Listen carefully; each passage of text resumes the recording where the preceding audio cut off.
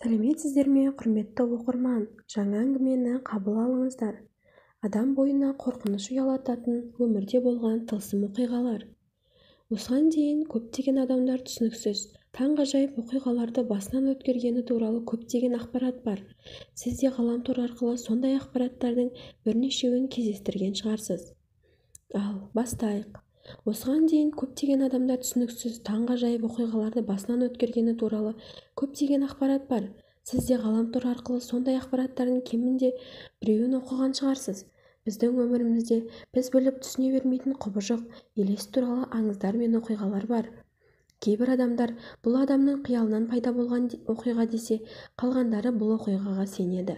Бірнеше жұмбақ тылсым оқиғаларды Қамшы ақпараттық агенттігі шетелдік баққа сілтеме жасай оқырман назарына ұсынады. Флетвуйлы құбыжық. 1952 жылдың 12 қыркүйегінде 3 бала аспаннан жерге қарай белгісіз заттың құлағанын байқаған. Олар Флетвуйлық монстр атты жұмбақ тіршілік иесін тауып алды. Содан кейін айналаны тұман басып, қорқынышты сыбырлаған дауыс естіле бастады. Кейінірек сол аймақты мекен еткен адамдар сол тұманға тұншығып бірнеше апта бойы құсқан болатын. Таман Шмуттың денесі. 1948 жылы 1 желтоқсан күні Австралиядағы Аделаида жағалауында өлі дене табылды. Өлген адамның кім екенін ешкім де білген жоқ және анықтай да алмады. Кейін оның қалтасынан Таман Шмутт деген жазуы бар қағаз табылды. Бұл сөз парсы тілінен аударғанда аяқталды деген мағынаны білдіреді екен. Бұл сөз Омар Хайямның Рубаят атты еңбегінің соңғы бетінде де жазылған. Кейінірек Омар Хайям жинағының көшірмесін қайтыс болған адам тастап кеткені анықталады. Котар синдромы. Котар синдромы өте сирек кездесетін ауру түрі. Бұл синдроммен ауырған адамның миы істемейді. Ол тірі өлік секілді өмір сүреді. Адамдарды тірілей жерлеу көбінесе кездейсоқтықтан болады екен. Адамды қайтыс болды екен деген қателікпен жерлеу көптеп кездеседі. Кейбір адамдарды өлім жазасына кескен кезде уақытша жүрегі тоқтап қалуы мүмкін. Жерлеу кезінде тірілген адамдар туралы оқиғалар да кездесіп жатады. Қап-қара көзді балалар өмірде өте сирек кездеседі. Бұл құбылыс балаларда 6 және 16 жасында кездесуі мүмкін. Таррар 18 ғасырда өмір сүрген француз. Ол бір уақытта 15 адамның жейтін тамағын тауысып жеп қоюы мүмкін. Сонымен бірге ол мысықты, қуыршақты немесе жылан балықты түгелдей жұтып жібере алады. Ол осындай тойымсыз болғанымен өте арық болған. Оның салмағы 45 келіден аспайтын, бірақ барлығын жеп бітіргеннен кейін оның іші шар тәрізді үлкейіп тұратын. Көлеңке адамдар дүниені көлеңкелі түс ретінде қабылдайды. Бұл адамдар туралы дінде де түрлі дәстүрде де айтылып сипатталған. Бұл адамдар зерттеп жүргендердің айтуы бойынша оларды белгілі бір уақытта ғана көруге болады екен.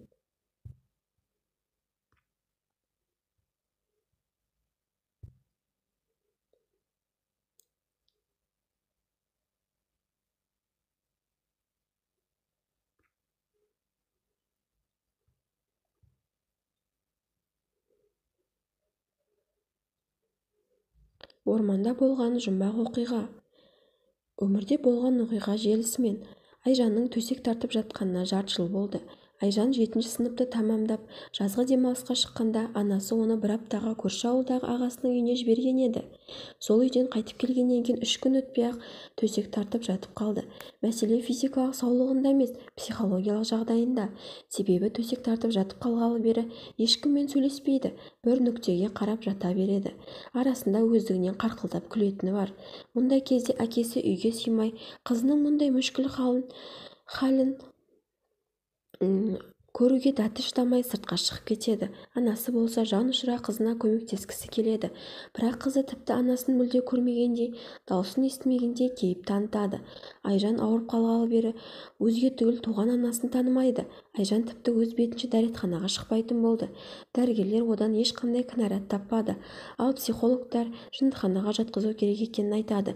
Алайда Айжанның ата-анасы бұл ұсыныстан үзілді-кесілді бас тартты. Содан бері анасы Айжанды дәл сәби кезіндегідей бақты. Айман қызына қарап жатып ұзақ ойланды. Бұл белгісіз ауру қайдан шықты? Қызы неліктен осындай халге жетті? Бұл сұрақтар оны көптен мазалап жүрген еді, бірақ жауабын таба алмады. Осындай қалың ойдың үстінде ұлы Біржанның көрген түсі есіне түседі. Қорқынышты түс. Айжан ауылға туыстардың үйіне кеткенде Біржан таңғы шай үстінде Айжанды көргенін айтады. Түсінде Айжан пештің жанында бір нүктеге қарап тұр екен. Жанына келген Біржанды байқамады да. Бір уақытта Біржан қарындасымен қалжыңдаспақ болып «ва» деп айғайлап Айжанды қорқытпақ болады. Сол уақытта Айжан ағасына жалт қарады. Біржанның айтуынша сол уақыттағы Айжанның көзқарасын сөзбен жеткізу мүмкін емес. Тіпті оған қарындас Айжан емес, алты әріптің өзі қарап тұрғандай көрінді. Біржан есін жиғаны сол еді. Айжан Біржанды бас салып, жүрегін жұлып алды да жей бастады. Құдды қорқынышты фильмдердегідей. Біржан қансыраған денесіне қарап айғайласа да даусы шықпайды.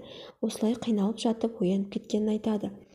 Айжан Біржанның осы бір түсін есіне алып, бойын қорқыныш биледі. Қызына тағы бір көз салып, бір күрсініп алды. Айман қызын емдеу үшін бармаған жері, баспаған тауы жоқ. Түрлі тәуіп емшілердің табалдырығын тоздырды. Алайда ешқандай нәтиже болмады. Бір күні көршісінен Көкшетауға мықты емші келгенін естиді. Дәрігерлер мен емшілерден әбден көңілі қалса да, Айман қызын жазу үшін барлық мүмкіндікті пайдалануға әзір еді. Емшінің науқастарды Құранмен емдейтіні де ұнады. Көп замай Айман күйеуімен ақылдасып, емшіні үйіне шақырады. Емші әбден арып тозған. Халықтың айтуынша ол емдеген адамдардың ауруының кішкене бөлігін өзіне қабылдап алады екен. Содан болар емшінің жүзі сұрғылт тартқан, өне бойы солып қалғандай. Емші Айжан жатқан бөлмеге қолына Құран алып кіріп кетті. Сүрелерін оқып, бетіне суды бұрқ еткізді. Емші Айжанды ұзақ емдеді. Таң ата келген емші кешкісін бірақ шықты. Әбден шаршаған, үстінің барлығы терден малмандай су. Емші сылқ етіп орындыққа отырды да, есін жиып алғысы келгенде біраз уақыт үнсіз отырды. Біраздан кейін қыздарыңыздың дерті ауру екен. Ауруды судан тапқан, деді емші. Айман күйеуі мен емшінің сөздерінен кейін ұзақ ойланды. Неліктен судан, қандай судан деген сауалдар бірінің артынан бірі маза бермеді.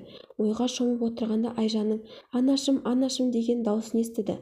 Айман мен Рахымжан қызының бөлмесіне жүгіріп барып, оны құшағына қысты. Екеуі де көзіне жас алды. Себебі Айжанның даусын естімегеніне бір жылдай уақыт болған. Айжан жазылды, мектепке барды. Өзінен бір сынып төмен оқығандармен бірге оқуына тура келді. Күндер өтіп жатты. Айжанның ауырғанын да, емші де ештеңе есінде қалмаған. Үйдегілер де оны еске алуына қорықты. Бірақ құрдастары оның бастан өткен жағдайын айтып, Айжанды сұрақтың астына алды. Бірақ Айжанның оларға айтатын жауабы жоқ еді. Bir күні Айжан анасына барлық жағдайды сұрады. Сондағы емшінің ауруы судан болды деген сөзін ұзақ уақыт ұмыта алмады. Айжанның жазылғанын естіп, көрші ауылдағы ағасы бала-шағасымен үйге келеді.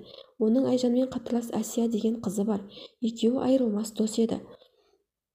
Бастары қосыла кетсе, уақытты қызықты өткізудің түрлі жолын табатын. Әсия бір жылдың ішінде болған оқиғалар тоқтаусыз айтып жатты. Бір уақытта кенеттен тоқтап қалды да, «Айжан, емші сенің ауруың судан болды депті ғой», деді Әсия әңгіменің төркінін басқаға аударып. «Иә, бірақ қандай су екен білмеймін», деді Айжан. «Сонда екеуміздің құпиямыз есімізде жоқ па?» «Жоқ, қандай құпия? Екеуміз орманға барып, адасып кешкі уақытта көлдің арғы бетіне жүзіп өтіп едік қой. Бәлкім ауруды дәл сол көлшіктен тапқан боларсың». Әсия сол уақытқа қайта оралғандай байсалды түрде әңгімесін бастады. «Екеуміз орманда ойнап жүріп үйден алыстап кеттік. Мен қорыққаннан жылай бастадым. Екеуміз дұрыс жолды табамыз деп бір жерді бір сағат бойы айналып жүрген болып шықтық. Кешқұрым уақытта үйге бастайтын жол деп тапқан жолмен келе жатқанда алдымыздан көлшік шықты. Мен жүзе алмайтынымды айтып жылай бастадым. Сол уақытта сен мені алып жүзіп өттің. Өзің менің кесірімнен бірнеше рет суға баттың да. Жағаға шыққанда далаға қараңғы түскен. Екеуміз сол көлшіктің жағасында түнеп шығамыз деп шештік. Сен бірден ұйықтап қалдың. Мен қорыққаннан көпке дейін көз ілмедім. Bir уақытта қалың ағаштың арасынан сол жақ тұстан қара қасқыр бізге қарай тістерін ақситып келе жатты. Мен айғайлап жылап сені оята бастадым. Бірақ сен оянбадың. Сені қанша оятуға тырыссам да, бұл әрекетмен ештеңе шықпады. Қасқыр бізге қарай жақындап келе жатқанда оң жақтан ақ қасқыр шықты. Ақ пен қара қасқыр бір-бірімен төбелесе бастады. Ақ қасқыр екінші қасқырды жеңді де келген жағына қарай кетті. қалың орманға толық жұтынып кетпей тұрып бізге көз тастады. Таң атқанда сен ояндың. Мен түнде болған жағдайды айтып бергенде сенбеген едің. Таң ата бізді ауыл тұрғындары тауып алды. Екеуміз екі қасқыр туралы оқиғаны да, көлшіктен жүзіп өткенімізді де ешкімге айтпаймыз деп шештік. Осымен әңгіме бітті.